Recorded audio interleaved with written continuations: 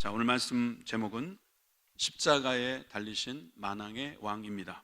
십자가에 달리신 만왕의 왕이란 제목으로 함께 은혜 나누겠습니다. 지난번 케냐 선교를 갔을 때 선교사님과 함께 차에서 바깥 구경을 하며 지나가던 길이었습니다. 나귀들이 보이기 시작했습니다. 그 동네엔 나귀가 참 많더군요. 나귀가 저렇게 두 마리가 가는데 한 마리는 어미인 것 같고 한 마리는 새끼인 것 같습니다. 여러분, 저렇게 보니까 크기가 어느 정도 되는지 모르시죠? 나귀를 동물원에서 봤는데 가물가물하신 분들이 있고, 나귀가 말만한지 개만한지 모르겠죠. 자, 그래서 나귀 새끼가 얼마나인지 한번 보여드리면 저만하습니다. 작습니다. 저 여성이 1m 90이면 모를까 상당히 작은 거라고 봐야 돼요.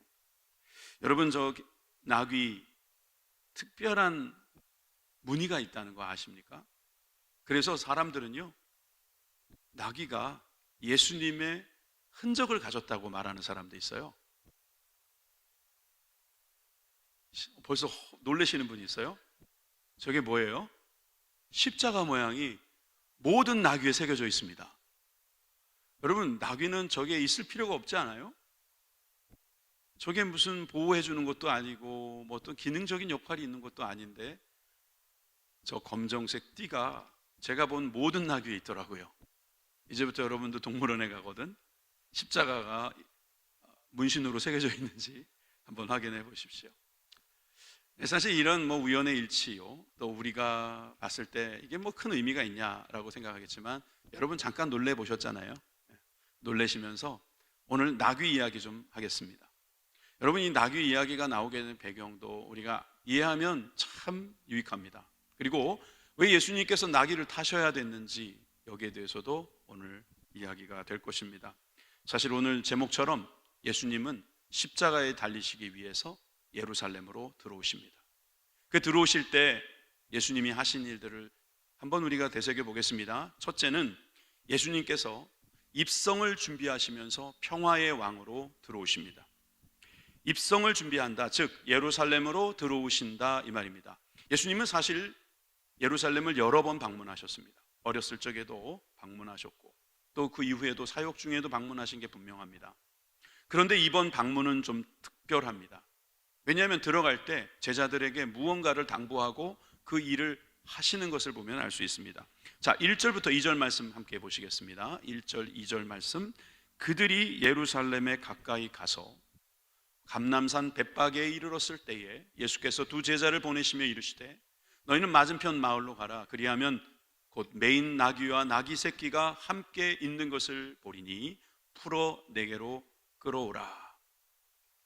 우선 예루살렘으로 들어가신다는 것은 이제 예루살렘에 무슨 목적이 있어서 들어가시는 걸 겁니다.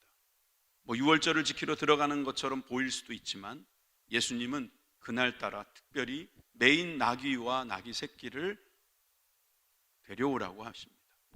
풀어 내게로 끌고 오라라고 말씀하시죠. 저는 이 나귀가 앞으로 우리들에게 몇 가지 교훈을 줄 텐데, 이 나귀가 묶여 있다는 것부터 함께 살펴봅니다. 여러분, 나귀가 매어 있고 묶여 있으면 그저 거기에만 머물 수 있습니다. 그리고 아무 일도 못할 수 있어요. 그런데 그걸 풀어온다, 무엇인가를 시키겠다는 의미고 그에게 자유를 주겠다는 의미도 포함되어 있을 것입니다. 여러분, 우리가 매어 있을 때가 있습니다. 묶여 있을 때가 있습니다. 그런데 주님은 우리를 풀기를 원하십니다. 나귀처럼 풀어주시기를 원하시고 나귀처럼 쓰시기를 원하십니다. 나귀가 예수님의 예루살렘 입성을 도왔다는 사실은 그저 평범한 이야기는 아닙니다. 나귀의 그 사역을 우리가 생각해 보면 나귀는 풀어서 그 매임에 놓였을 때 그 일을 하게 되었다는 것을 알 수 있습니다. 그리고 왜 굳이 나귀냐, 왜 꼭 나귀여야 하느냐, 말이면 더 좋지 않았을까 생각하시는 분들도 계실 겁니다. 이것은 성경을 이루게 하시려는 예수님의 의도였음에 틀림이 없습니다. 사무엘하 16장 1절에서 2절에 보면 다윗이 마루턱을 조금 지나서 이제 예루살렘으로 들어가는 장면이 나옵니다. 사실은 이 배경을 좀 이해할 필요가 있습니다. 다윗의 아들 압살롬이 반역을 일으켜서 아버지를 몰아내고 자신이 왕이 되려고 했던 쿠데타가 실패를 합니다. 그리고 나서 다시 예루살렘으로 돌아오는 다윗이 요나단의 아들 무비보셋, 그 무비보셋의 종 시바라는 사람이 안장을 지운 두 나귀를 끌고 오는 겁니다. 떡 200개와 건포도, 백송이와 여름 과일 100개와 포도주 한 가죽 부대를 싣고 다윗을 맞은지라. 왕이 시바에게 이르되 내가 무슨 뜻으로 이것을 가져왔느냐 하니 시바가 이르되 나귀는 왕의 가족들이 타게 하고 떡과 과일은 청년들이 먹게 하고 포도주는 들에서 피곤한 자들에게 마시게 하려 함이니이다. 무비벳의 종 시바가 다윗을 환영하기 위해서 가져온 두 나귀, 이 왕이 타는 두 나귀, 그리고 이 왕이 다시금 회복되었다는 의미의 그 나귀를 지금 예수님은 타고 들어오시는 겁니다. 사실 백마를 타고 들어오는 개선장군들을 기대할 수도 있습니다. 개선장군이 당당하게 백마를 타고 많은 부하들을 이끌고 행진을 하고 있으면 많은 사람들은 희망찬 미래를 생각할 수도 있을 겁니다. 그런데 아까 여러분 사진 보셨잖아요. 나귀 새끼가 얼마나 작습니까? 그 올라탄다는 것 자체가 우스꽝스러운 모습일 거예요. 그런데 굳이 예수님은 그 일을 마다하지 않습니다. 예수님께서 이 일을 하시려는 의도가 있었음에 틀림이 없습니다. 그것은 바로 나는 권력을 잡으러 온 것이 아니다. 너희들을 압제하기 위해서 온 사람이 아니다. 나는 평화의 왕으로 왔다라고 하는 사실을 드러내기 위함입니다. 누가복음 4장의 말씀에 보면 주의 성령이 내게 임하셨나니 이는 가난한 자에게 복음을 전하게 하려고 내게 기름을 부으시고 나를 보내사 포로된 자에게 자유를, 눈먼 자에게 다시 보게 함을 전파하며 눌린 자를 자유롭게 하고 주의 은혜의 해를 전파하게 하려 하심이라 하였더라 그랬습니다. 예수의 성령, 그 성령님이 지금도 우리를 가난함 중에서 복음을 듣게 하시고 또한 우리에게 포로된 자에게 자유를 주는 그 놀라운 예수님을 만나게 하실 줄 믿습니다. 눈먼 자에게 다시 보게 하는 것, 이것이 다 자유라고 말할 수 있겠죠. 많은 사람이 눌려 있습니다. 그런데 주님은 풀어주시기를 원하십니다. 풀어주시려고 할 때 여러분 노임을 받으시기를 주님의 이름으로 축원합니다. 오늘 계속되는 이 본문에서는 이 나귀들을 데리고 오는데 분명히 그 주인이 뭐라고 할 것 같거든요. 그러니까 제자들과 하는 내용이 나옵니다. 자, 3절에서 5절입니다. 만일 누가 무슨 말을 하거든 주가 쓰시겠다 하라. 그리하면 즉시 보내리라 하시니 이는 선지자를 통하여 하신 말씀을 이루려 하심이라. 일러스되 시온의 딸에게 이르기를 내 왕이 내게 임하나니 그는 겸손하여 나귀 곧 멍에 매는 짐승의 새끼를 탔도다 하라 하였느니라. 자, 여기 보니까 주가 쓰시겠다 하라 그랬습니다.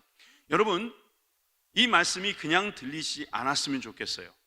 왜냐하면 이 말씀이 정말 특이한 말씀이거든요. 예수님이 스스로를 주라고 말한 처음 기사입니다. 그전엔 예수님이 스스로를 주라고 말씀하신 적이 없어요.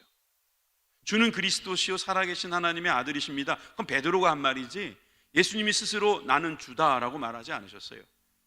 예수님께서 스스로 나는 주가 되고 내가 쓰겠다고 하니 그죠? 달라라고 하신 내용이에요. 그럼 여러분 이런 생각할 수 있지 않아요? 아니 예수님 왜 하필이면 다른 것도 아니고 그 나귀 몇 마리 빌려오는데 그런 멋진 말씀, 그 귀한 말씀, 은혜로운 말씀 주가 쓰시겠다 하라 이 말을 거기다 쓰십니까? 그리고 돈 주고 빌려오시면 되지 꼭 뭐 그렇게 빌려오십니까? 이렇게 생각할 수 있죠. 그런데 예수님께서 이렇게 참으로 나귀라고 하는 참으로 작고 멍에를 매는 그런 짐승을 데리고 오려고 했던 것은 말씀을 이루려 하심이었다고 마태는 기록하고 있는 겁니다.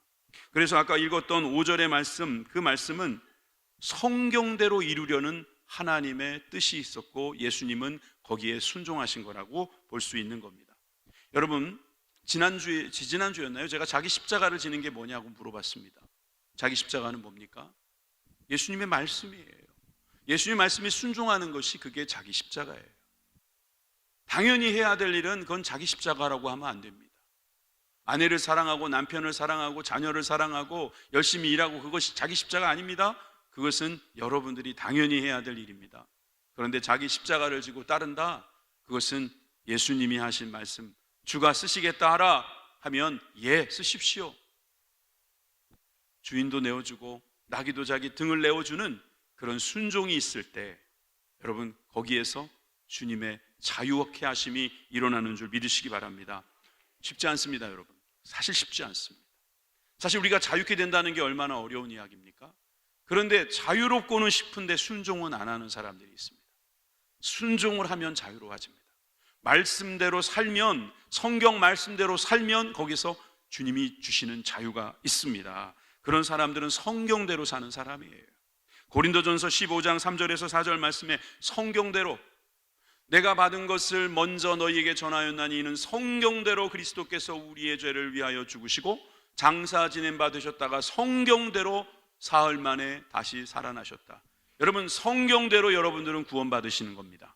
여러분들이나 제가 예수님과 함께 죽고 예수님과 함께 부활할 수 있는 건 무엇 때문이다? 성경대로, 말씀대로, 예언대로 우리들에게 이루어질 줄 믿습니다. 이것을 이루시고자 하시는 주님의 뜻이 여러분들 가운데 있는 겁니다.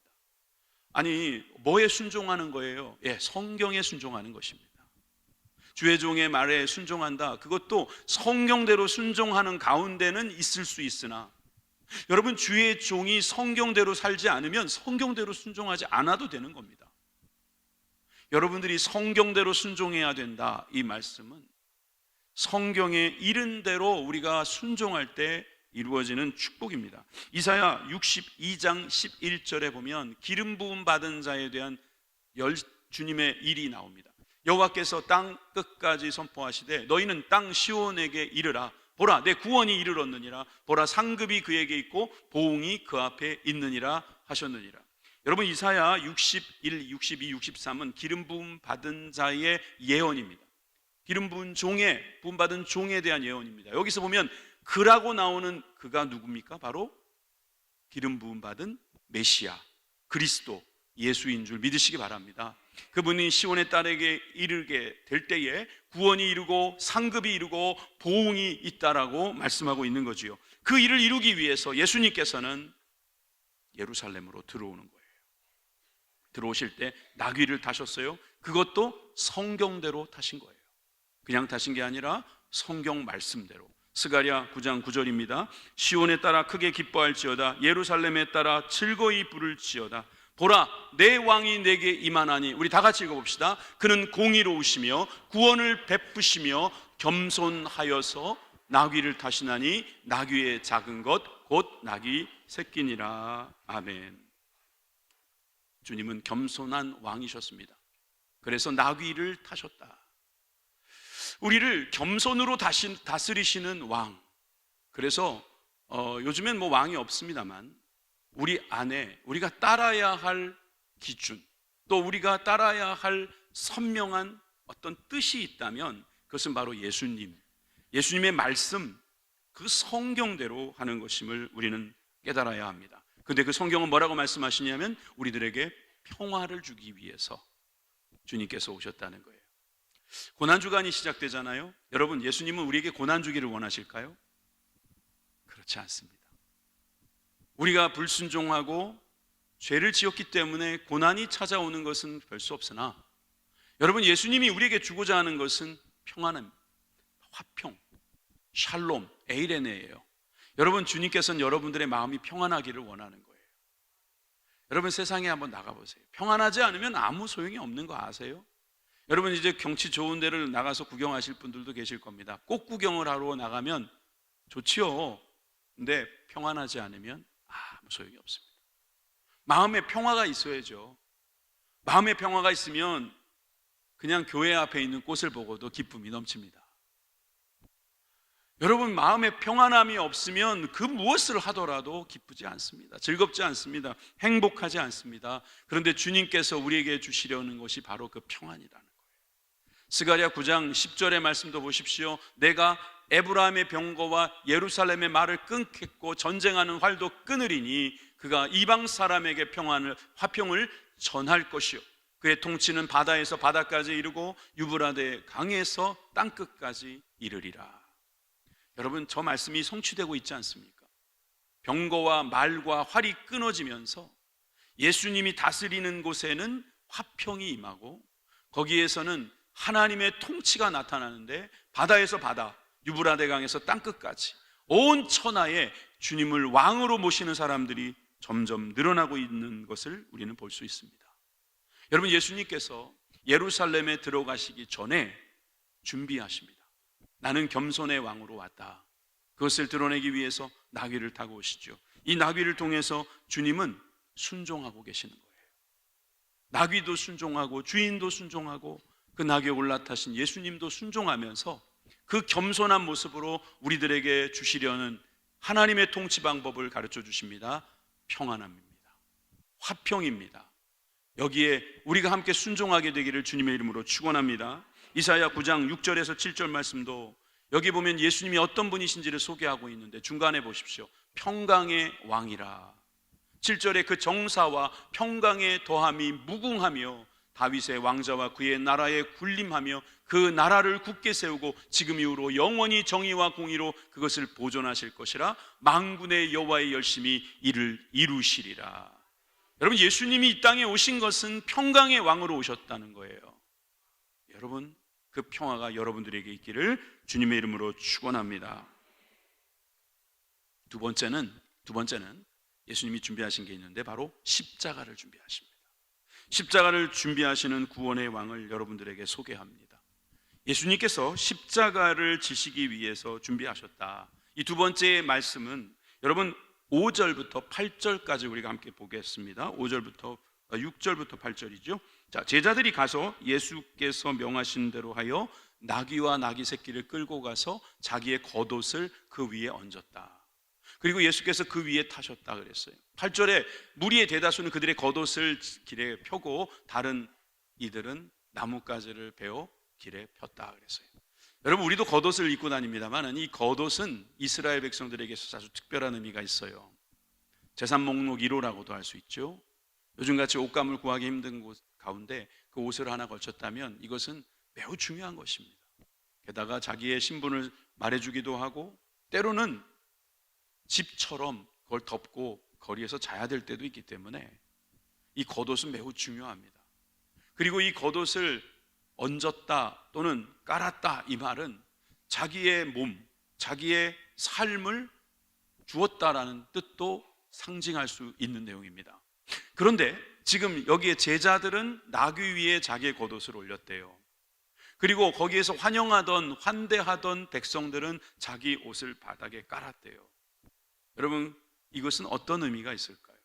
또 이것은 성경대로 이루려고 하신 것은 아닐까요? 제가 찾아보니까 있어요. 열왕기하 9장 13절 말씀 함께 읽겠습니다. 시작. 무리가 각각 자기의 옷을 급히 가져다가 섬돌 위 곧 예후의 밑에 깔고 나팔을 불며 이르되 예후는 왕이라 하니라. 아멘.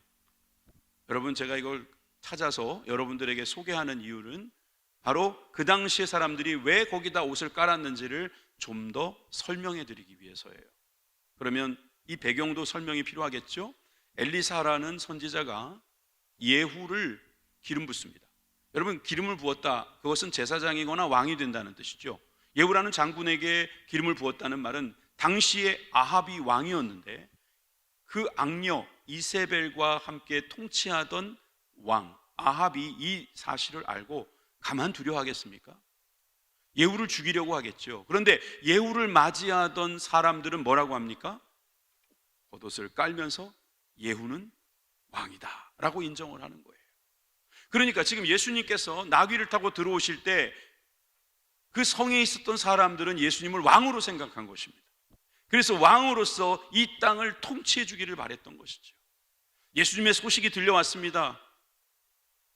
오병이어를 가지고 5,000명을 먹였다는, 죽은 사람을 살렸다고, 무리를 걸었다고, 그의 말에는 힘이 있다고, 지혜가 있다고, 그런 특별한 사람이라고, 우리가 기다렸던 그리스도가 아닐까 하는 생각이 그들에게 분명히 있었던 게 분명합니다.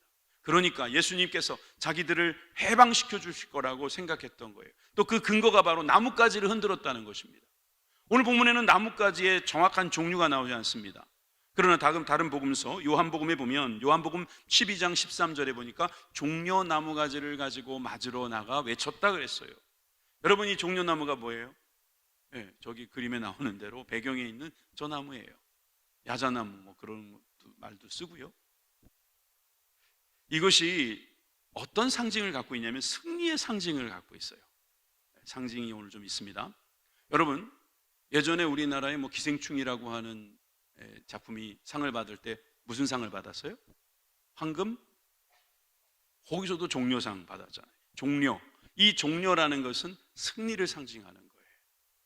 이 종려나무가 승리를 상징하는 것이는 분명한데 이스라엘에게는 더 특별한 것이 있습니다. 승리는 승리인데 해방의 승리인 거죠. 그들이 해방을 맞이하면서 종려나무를 흔들었던 기록이 있거든요. 그러니까 그것 따라서 그들은 종려나무 가지를 흔들고 이제 우리가 맞이하는 이 왕은 우리를 해방시키려 들어오는 왕이라고 믿었던 것입니다. 매우 정치적인 이야기입니다. 사실 이 민족이 로마의 압제에서 벗어나기 위해서는 이렇게 힘 있는 사람이 한 명이 필요합니다.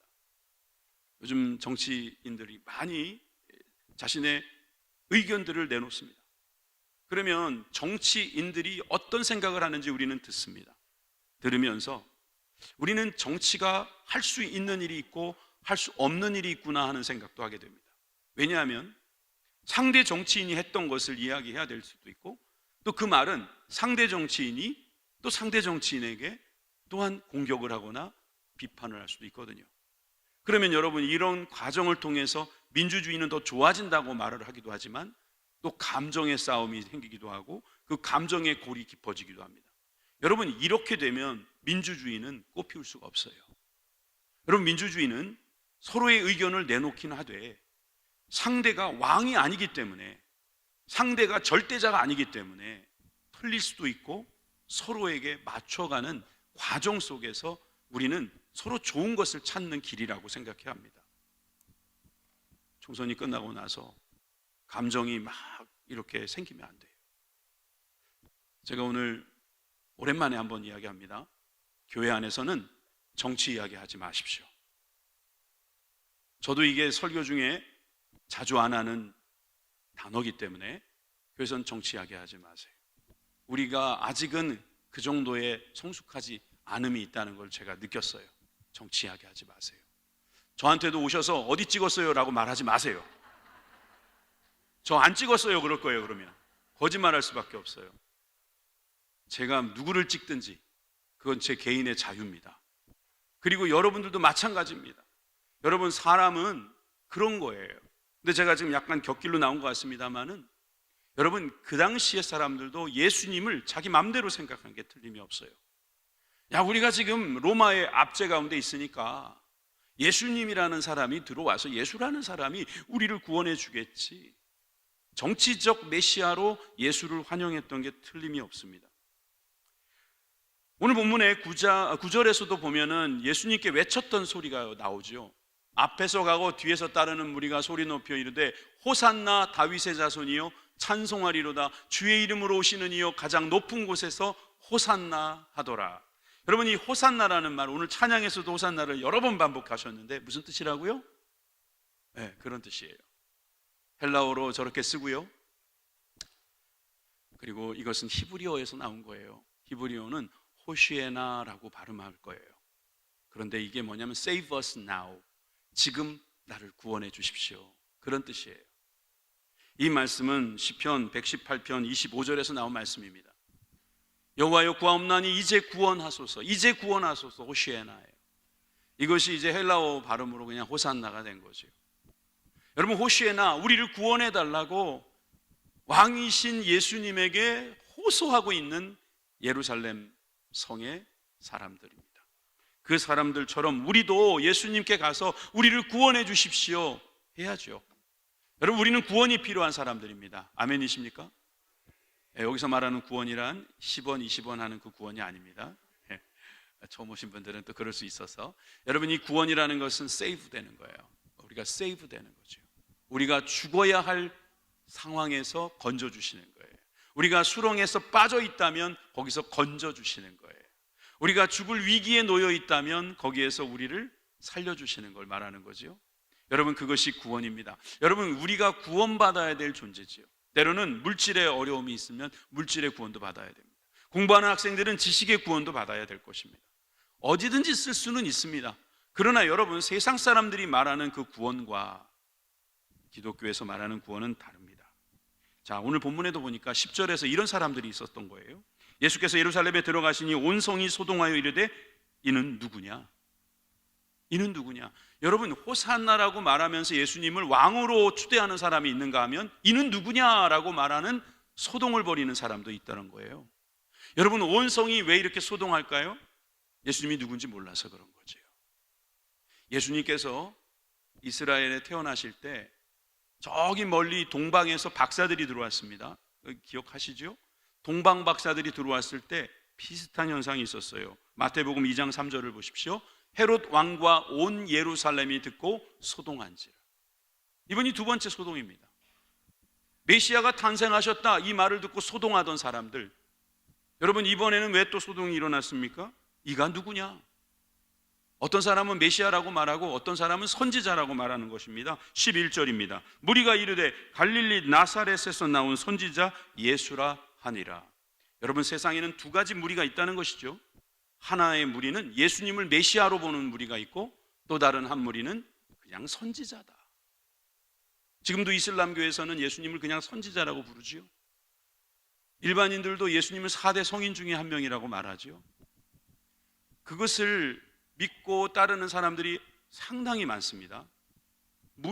그런 무리들이 있다는 겁니다. 여러분, 그런 무리들은 예수님을 못 박을 겁니다. 왜? 아무 소용이 없으니까. 그들에게는 아무 필요가 없으니까. 그런데 예수님을 왕이라고 부른 사람들은 예수님이 구원해 주시기를 바라면서 예수님께 기대하고 바라고 있겠죠. 물론 자기가 생각했던 정치적인 욕심 또는 정치적인 계획들이 이루어지지 않았을 때는 배신감 때문에 예수님을 못 박으라고 말할 수도 있을 겁니다. 그러니까 문제는 예수님을 구원의 왕으로 생각했던 사람들이 자칫 잘못 생각하면 예수님을 십자가에 못 박을 수 있다는 겁니다.